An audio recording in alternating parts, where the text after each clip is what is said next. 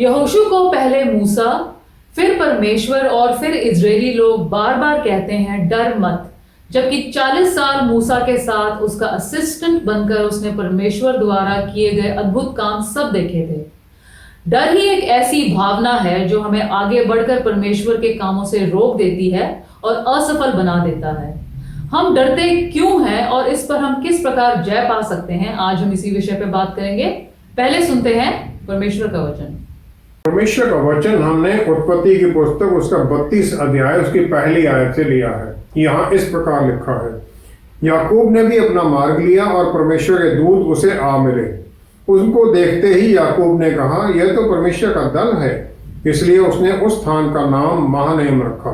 तब याकूब ने सेईर देश में अर्थात एदोम देश में अपने भाई एसाव के पास अपने आगे दूत भेज दिए और उसने उन्हें ये आज्ञा दी, मेरे प्रभु यशाब से यूं कहना, तेरा दास याकूब तुझसे यूं कहता है कि मैं लाबान के यहाँ परदेशी होकर अब तक रहा और मेरे पास गाय बैल गधे भेड़ बकरियां और दास दासियां हैं, और मैंने अपने प्रभु के पास इसलिए संदेश भेजा है कि तेरे अनुग्रह की दृष्टि मुझ पर हो।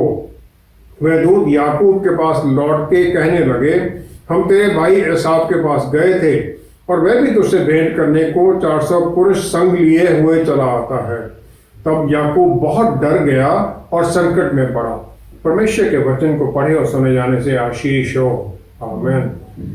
आदम और ईव ने वर्जित फल खाकर पाप किया और फिर परमेश्वर के आने की आवाज सुनकर दोनों चुप गए।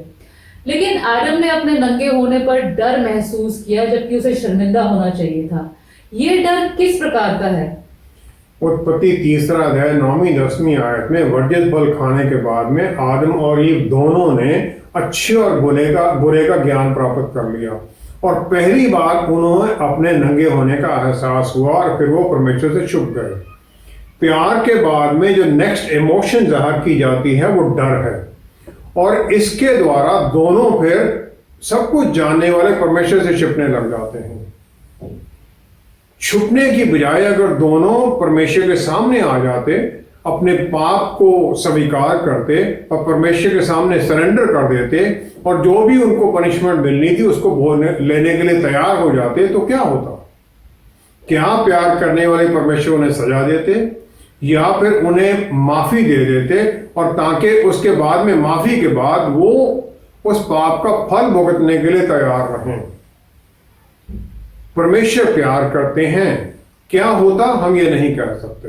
हर एक पाप में एक एक्ट है, एक्शन है, फिर उसका एक रिएक्शन है, उसके बाद क्या होता है, और फिर उसका एक फल है, कॉन्सिक्वेंस है।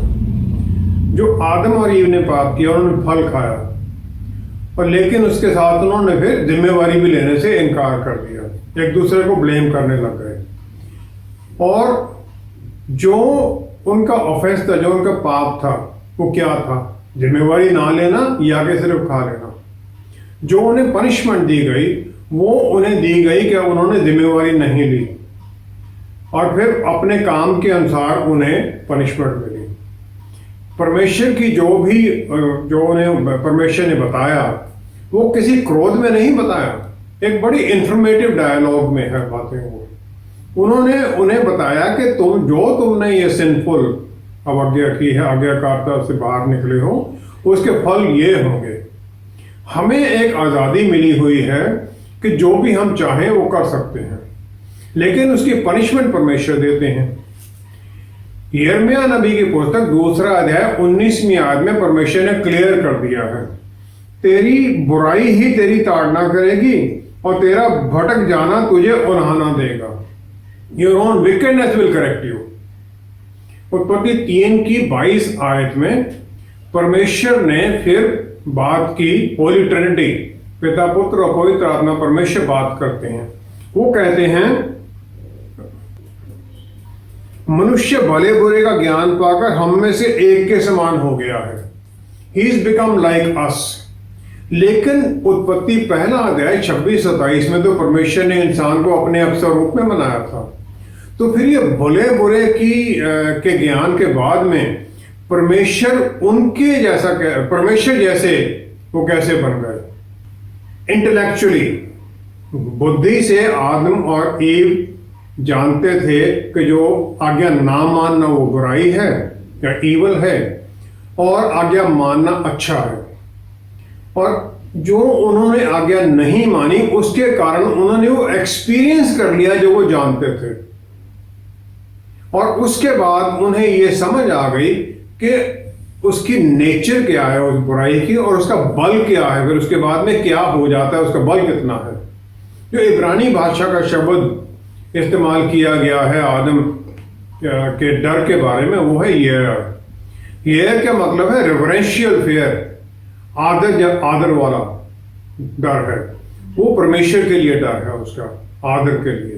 एक तरफ तो ये है, दूसरी तरफ उसके मन में ये भी डर है कि जो ईवल उसके अंदर अब आ गया है उसका फोर्स क्या होगा, उसके मन में वो भी डर है।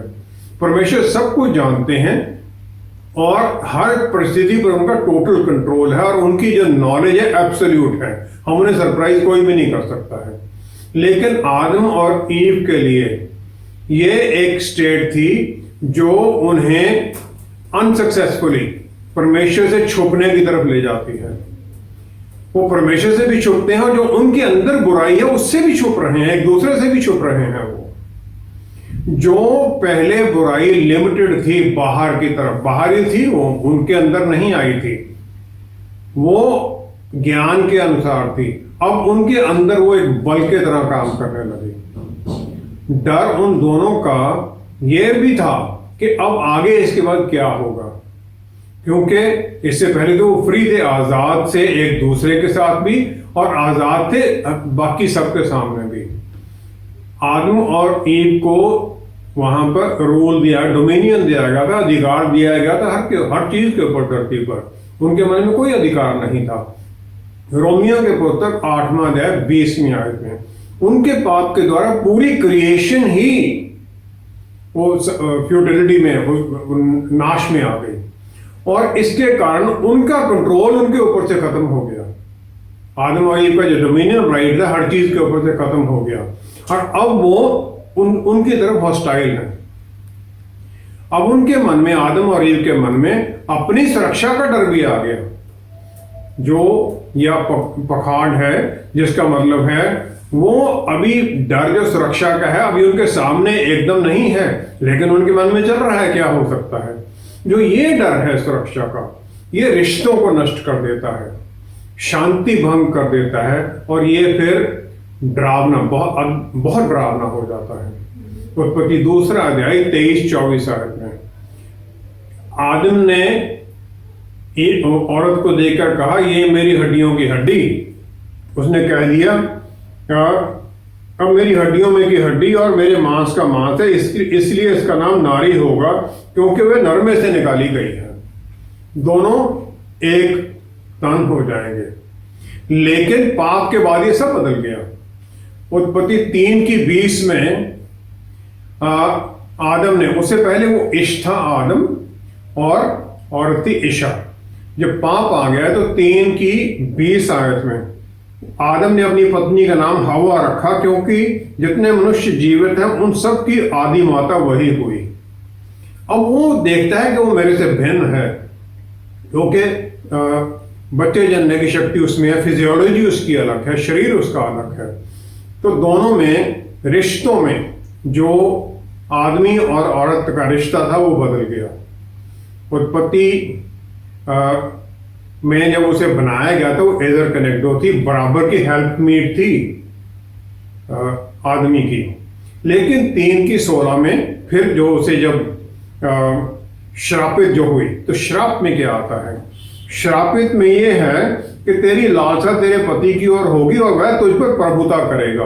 बराबरी से वो नीचे आ गया, अधीनगी में आ गई, और आदमी उसके ऊपर रूल करने लग गया। और फिर उसके मन में ये डर आ गया कि कहीं ये मुझे अकेला ना छोड़ दे, मुझे छोड़ ना दे। मैरियन विलियमसन एक बहुत मशहूर राइटर हैं, उन्होंने अपनी पुस्तक अ रिटर्न टू लव में लिखा है कि हमारे भीतर जो अंधेरा है हमें उससे ज्यादा डर नहीं लगता है, जो हमारे भीतर रोशनी है उससे हम ज्यादा डरते हैं। जितना हम ज्ञान पाते जाते हैं उसके हमें कॉन्सिक्वेंसेस हर चीज के पता लगने लग जाते हैं, और हम डर से बढ़ने लग जाते हैं। आदम और ईव को भी जब वो बुरे और भलाई और बुराई का जब ज्ञान पाया उन्होंने, तब उन्हें पता चल गया कि ये कितनी शक्तिशाली फोर्स है, ये कितना अंधेरा है, ये अंधेरे की शक्ति है ये। और पहले जैसे उन्होंने रोशनी समझा था कि इसके साथ हम ये ज्ञान पाकर हम परमेश्वर का काम और अच्छे से करेंगे, उसके कारण फिर वो डर से भर गए, और डर के कारण फिर वो छिप जाते हैं अपने आप से, छिप जाते हैं एक दूसरे से, छिप जाते हैं परमेश्वर से। और डर यही हमारे साथ करता है। यहोशू को परमेश्वर ने, मूसा ने और फिर इजरायली लोगों ने भी ना डरने के लिए बार बार कहा।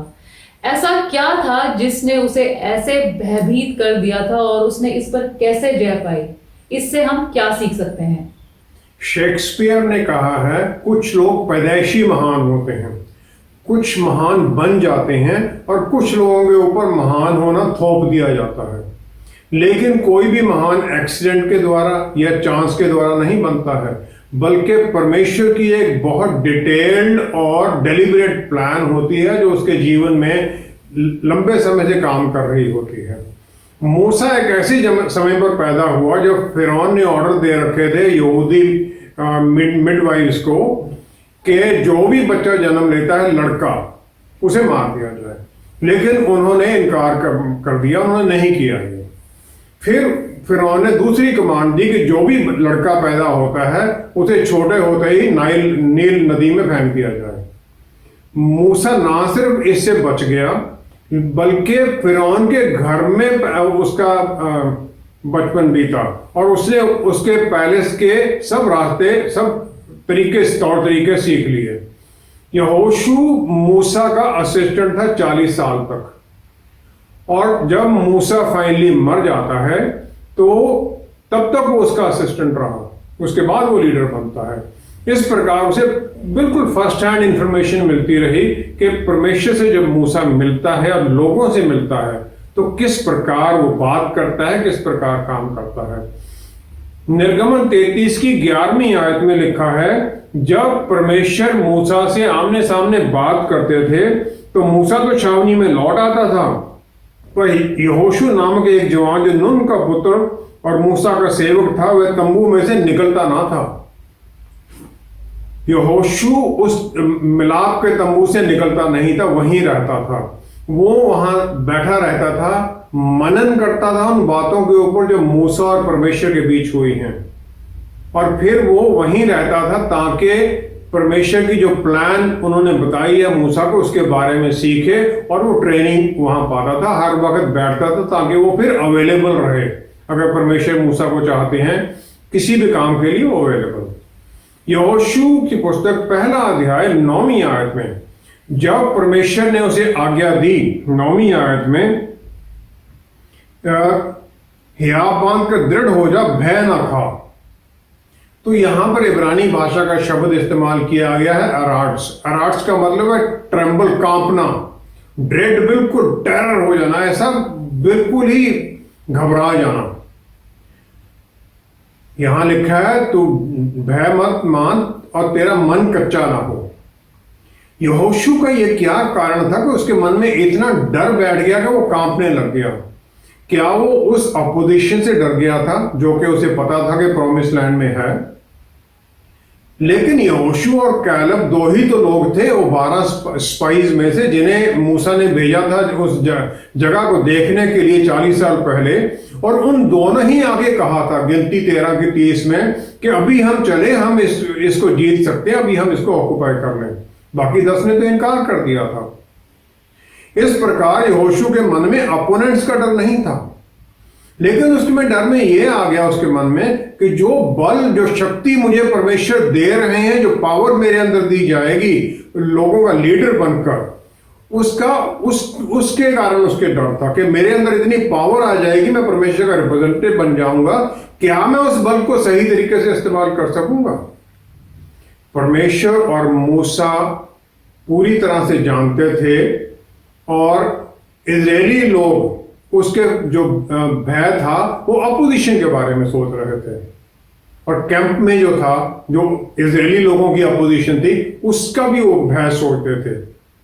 इसीलिए इजरायली लोगों ने यहोशू की पुस्तक पहला अध्याय 17वीं 18वीं आयत में उन्होंने कहा कि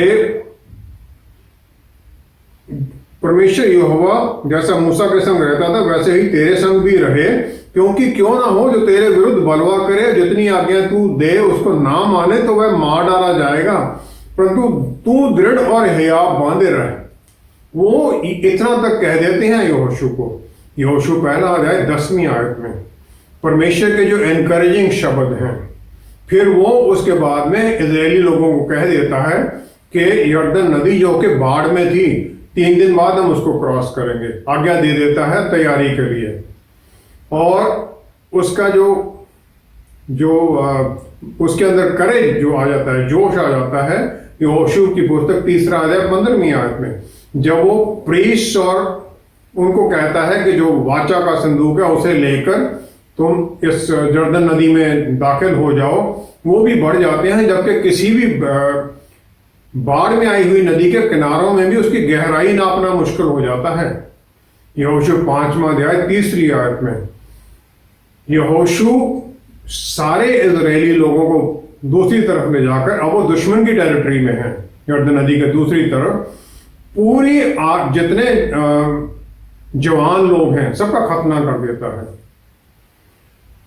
खतना करने से यह 5 दिन तक पूरी सेना उसकी नकारा हो जाती है। उसके मन में से जो वो कांपने वाला डर था, वो कमांडर बनने के बाद कैसे खत्म हुआ? ये शुरू होता है मूसा के द्वारा। गिनती 13 की 16वीं आयत में मूसा ने उसका नाम यहोशू रख दिया। उसका पहले नाम होशे था। होशे का मतलब है मुक्ति। यहोशुआ का नाम है परमेश्वर मुक्ति देते हैं। तो उसका फोकस वो बदल देता है कि परमेश्वर मुक्ति देते हैं, तुम मुक्ति नहीं देते हो। जैसे अब्राहम को अब्राहम कह दिया गया, इसी प्रकार होशे को यहोशुआ कह दिया गया। दूसरा, मूसा ने यहोशू को मौके दिए कि वो परमेश्वर की हजूरी में उसके साथ रहे और सीखे। तीसरा, मूसा ने यहोशू के ऊपर प्रार्थना की सबके सामने। यहोशू के ऊपर एलियाजर प्रीस्ट के सामने उसके ऊपर हाथ रखकर उसे आशीष दी, अपना अधिकार से दे दिया। गिनती 27 की 19-20 आयत के अनुसार। चौथा, यहोशू ने परमेश्वर के सामने पूरी तरह सरेंडर कर दिया।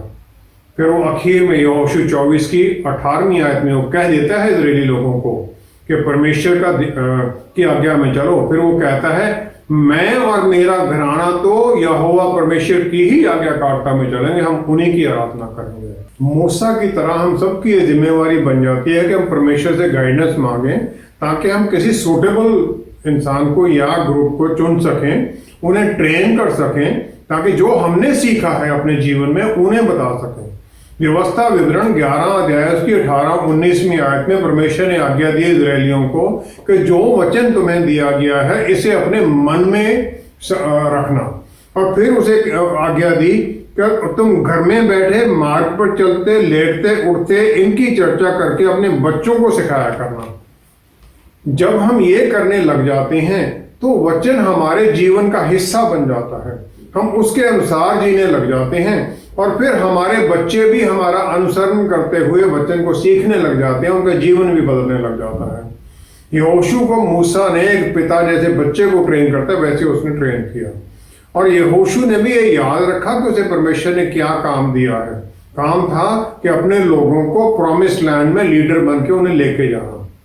हालांकि आगे खतरा था, चैलेंजेस थे, लेकिन परमेश्वर हमें अपनी एबिलिटी के अनुसार, हमारी एबिलिटी के अनुसार नहीं चुनते हैं, हमारी अवेलेबिलिटी के अनुसार चुनते हैं। It is not our ability but our availability for God. यहोशू पहला अध्याय 3री आयत में परमेश्वर ने उसे वायदा कर दिया, क्योंकि वो अवेलेबल था, कि जिस स्थान पर तुम पांव धरोगे वह सब मैं तुम्हें दे देता हूं। जहां तू पैर रखेगा वो जगह तेरी हो जाएगी। कैसी अद्भुत आशीष दी उसे। करेज का मतलब ये नहीं है कि डर नहीं होना। करेज का मतलब है डर के ऊपर जय पा लेना। और फिर ये डर और जय पाना तीनों रियाम में है। फिजिकल, शारीरिक तौर पर भी है, मॉरल तौर पर भी है, और आत्मिक तौर पर भी है।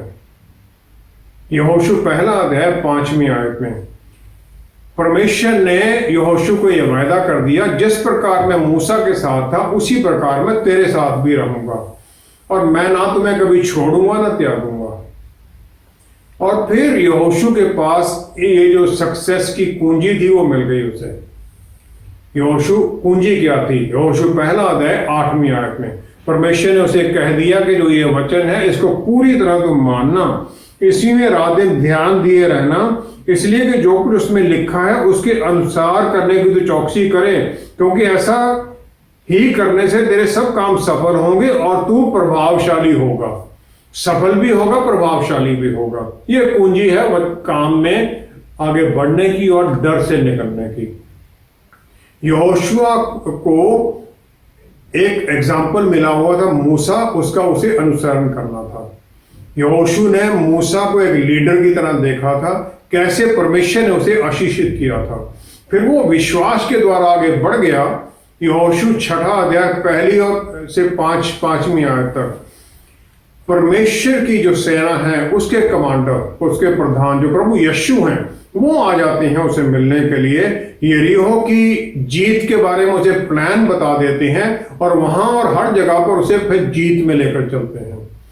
यहोशू 10 का 12वां अध्याय, यहोशू ने परमेश्वर पर विश्वास किया उनके वचनों के अनुसार, और फिर उनके उस शक्ति में जो वचन के अनुसार था उसने कह दिया सूरज को तू गिबियोन के ऊपर रुक जा, और चांद को कह दिया एजलोन की घाटी के ऊपर तो रुका रह। और परमेश्वर ने यह होने दिया, नेचर के खिलाफ परमेश्वर ने होने दिया, जब तक कि इजरायलियों ने अपने दुश्मनों को हरा नहीं दिया। किसी भी परिस्थिति में हर वक्त कोई ना कोई एक प्रोबेबिलिटी जरूर होती है जो हमें सरप्राइज कर दे। हम सरप्राइज किए जा सकते हैं, लेकिन यहोशू की तरह हमें बल में रहना है, करेज में रहना है, और फिर परमेश्वर से हमें उत्तर ढूंढते रहना है विश्वास में। जितना हम उन्हें ढूंढने की कोशिश करते हैं उनकी तरफ हम बढ़ते हैं, परमेश्वर हमें डर में से निकालकर जीत की तरफ ले जाने के लिए तैयार रहते हैं। गिडियोन को परमेश्वर ने चुना कि इजरायलियों को वो मिडियानाइट्स के ऊपर जीत में लेके जाए, लेकिन जब उसे आखिर में 300 लोगों के साथ जाना था तो परमेश्वर समझ गए कि इसके मन में डर है। न्यायियों की पुस्तक 7वां अध्याय 9 से 11वीं आयत में परमेश्वर ने गिडियोन को कहा कि दुश्मन के कैंप में जा रात को, और फिर तुझे वो सुन जाएगा कि क्या कह रहे हैं, क्योंकि मैंने ये जो दुश्मन को तेरे हाथों में दे दिया है। जाओ उनके कैंप में अपने सर्वेंट पूरा के साथ, देख वो क्या कहते हैं, ताकि तेरे मन से डर निकल जाए और तेरे हाथ बल में आ जाए। परमेश्वर हमारी कमजोरियों को समझते हैं और हर पल वो एक रास्ता निकालने के लिए तैयार रहते हैं ताकि हम अपने डर पर जा पाएं, और वो तब करते हैं जब हम उनकी सहायता मांगते हैं। अगर हम उनकी सहायता मांगते ही नहीं हैं तो परमेश्वर हमारी सहायता कैसे कर सकते हैं? हम किसी भी परिस्थिति में बने रहें, उनकी तरफ ताकें, ताकि फिर हम उस परिस्थिति पर जय पाकर आगे बढ़ जाएं। सभी चेले प्रभु यीशु से दूर भाग खड़े हुए थे, लेकिन फिर वही लोग जो यहूदी लोगों के डर से छुपे हुए थे हर दिन कैसे निडर होकर प्रचार करने लगे और रोमी साम्राज्य के भय से कैसे मुक्त हो गए। मत्ती की इंजील 14 अध्याय 28 आयत में चेले तूफान से घिरे हुए थे, फिर उन्होंने प्रभु यीशु को पानी पर चल के आते हुए देखा। सिर्फ पतरस रसूल ही थे जिन्होंने ये कह दिया, प्रभु अगर आप हैं तो मुझे आज्ञा दीजिए, मैं पानी पर आ जाऊं। अपने डर पर जय पाकर वो किश्ती से बाहर निकलते हैं और पानी पर चलने लग जाते हैं, उनकी तरफ बढ़ने लग जाते हैं। लेकिन फिर उन्होंने तूफान की तरफ देखा और डर गए और पानी में डूब गए। डर हमेशा हमें डुबा देता है, हमें आगे बढ़ने से रोक देता है, लेकिन परमेश्वर का हाथ हमें हर पल सहायता देने के लिए है। डर के द्वारा हम शैतान के हाथों में चले जाते हैं। यूहन्ना 14 की 16-17 आयत में प्रभु यीशु ने चेलों को आश्वासन दिया कि तुम्हें एक और सहायक परमेश्वर देंगे, पिता परमेश्वर, पवित्र आत्मा, जो तुम्हारे साथ रहेंगे सदा। और इस आशीष के साथ फिर उन्होंने आगे कह दिया कि जो काम मैं करता हूं वो तुम भी करोगे, बल्कि इससे भी बड़े काम तुम करोगे। यहोशू की तरह चेलों ने भी परमेश्वर के वचन के ऊपर, प्रभु यीशु के वचन के ऊपर विश्वास किया और फिर वो सब चमत्कार कर सके वो, हर चैलेंज का सामना कर सके विश्वास में और करेज के साथ। पतरस रसूल का पानी पर चलना और दूसरे चेलों का हर तरह से हर स्टॉर्म का, हर मुकाबला करना, हर चीज का शांति में बने रहना, प्रभु यीशु की प्रेजेंस में बने रहना, ये उस विश्वास का कारण है। यूहन्ना 16:33 में प्रभु यीशु ने यह वायदा हमें नहीं किया है कि हम किसी दुनिया में तुम्हें कोई संताप नहीं आएंगे। वो कहते हैं इस बात पर विश्वास करो मैंने दुनिया पर जय पाली है और हम भी उनके बल में जय में चल सकते हैं। उनकी अधिकार में, उनकी शक्ति में हम हर सिचुएशन पर जय पा सकते हैं। डर हमें कैदी बना देता है और विश्वास हमें आगे बढ़ता है उस तूफान का सामना करने के लिए, रिस्क लेने के लिए, आगे बढ़ने के लिए। हम ये विश्वास कर सकते हैं कि परमेश्वर सदा हमारे साथ, हमें अपने डर पर जय देने के लिए तैयार है। प्रेरितों के पुस्तक 4 अध्याय 19वीं आयत में जब यहूदी लोगों ने चेलों को डराने की कोशिश की कि तुम परमेश्वर का प्रचार मत करो, तो पतरस रसूल ने उन्हें कह दिया कि तुम ही न्याय करो, क्या यह परमेश्वर के निकट भला है कि हम परमेश्वर की बात से बढ़कर तुम्हारी बात माने? जो डरकर भाग गए थे वो इतने बल से ये कह देते हैं। जब हम प्रभु यीशु पर अपना फोकस बनाए रखते हैं तो हमें फिर चाबी कुंजी मिल जाती है जय पर बल पाने की। हम चारों तरफ शैतानी ताकतों से घिरे हुए हैं। 2 कुरिन्थियों 4 अध्याय 4 आयत में लिखा है, इस युग के राजा देवता शैतान ने लोगों की आंखों को अंधा कर दिया है। जो ही हम परमेश्वर से नजर हटाते हैं तो हम भी अंधे होने लग जाते हैं, डर में आने लग जाते हैं और फिर शैतान के अधिकार में चले जाते हैं। दुनिया में हर तरह के तूफान हैं, लेकिन हम उनसे डर में नहीं बल्कि जीत में चलते हैं परमेश्वर की आज्ञा में। मत्ती 14:29 से 32 आयत में जब चेले उस तूफान का सामना कर रहे थे तो प्रभु यीशु किश्ती में आ जाते हैं, सब शांति हो जाती है और दूसरी तरफ पहुंच जाते हैं और फिर वो उसकी आराधना करते हैं। जब हम आराधना करते हैं तो उसकी हजूरी में हम बल पाने लग जाते हैं और फिर वो अपने वायदे के अनुसार ना हमें छोड़ते हैं, सदा हमारे साथ हो जाते हैं। और फिर जब हम उनकी तरफ हाथ बढ़ाते हैं तो वो हाथ बढ़ाकर हमें निकालने लग जाते हैं। फिर दाऊद की तरह हम भी गोलियत जैसे दैत्यों का सामना करने के लिए, उन्हें नष्ट करने के लिए तैयार हो जाते हैं। हम भी बल पा लेते हैं। 2 तीमुथियुस 1 अध्याय 7वीं आयत में परमेश्वर ने हमें डर का आत्मा नहीं दिए हैं बल्कि बल और शक्ति और प्यार और आत्म संयम की आत्मा दिए हैं जो हमारे भीतर है काम करते हुए। हमें उसी बल में काम करना है, डर पर जय पाकर चलना है। आइए प्रार्थना करें। पिता परमेश्वर, धन्यवाद है आपका कि आपने हमें पवित्र आत्मा परमेश्वर दिए हैं जो हमें बल देते हैं, आपके वचन में चलने में सहायता करते हैं, हमारे गाइड बन जाते हैं। प्रभु यीशु, आप हमारे साथ हैं, हमारा बल और ढाल, हमारा हाथ पकड़े हुए हमें हर तूफान का सामना करने में सहायता करते हुए, हमें बल देते हुए। पवित्र आत्मा परमेश्वर, इसी प्रकार आप हमें रास्ते पर चलने में सहायता कीजिए, बल में बढ़ते रहिए, वचन की शक्ति में चलने में सहायता कीजिए, ताकि हमारे हर जय के द्वारा, हर तूफान का सामना करते हुए हमारे जीवन में प्रभु यीशु में पिता परमेश्वर की महिमा हो। पिता परमेश्वर, सब कुछ प्रभु यीशु के पवित्र नाम में मांगते हैं। आमेन, आमेन, आमेन। डर में हमेशा हमारा दम घुटने लगता है और हम तरह तरह की बातों में डूबकर पीछे हटने लग जाते हैं। और बहुत बार तो ये तब होता है जब हम मंजिल के बिल्कुल पास होते हैं। डर न केवल हमें असफल करता है बल्कि रिश्तों में भी दरार पैदा कर देता है। लेकिन डर पर जय पाए हुए लोग हमेशा यहोशू, गिडियन, अपोस्टल पौल और दूसरे लोगों की तरह जीत का आनंद मना रहे होते हैं। आप किस कैटेगरी में रहना चाहते हैं, फिर उसी के लिए तैयारी करें। हमारे साथ दोबारा जुड़ने के लिए आपका बहुत बहुत धन्यवाद। See you next time. Stay blessed. Shalom.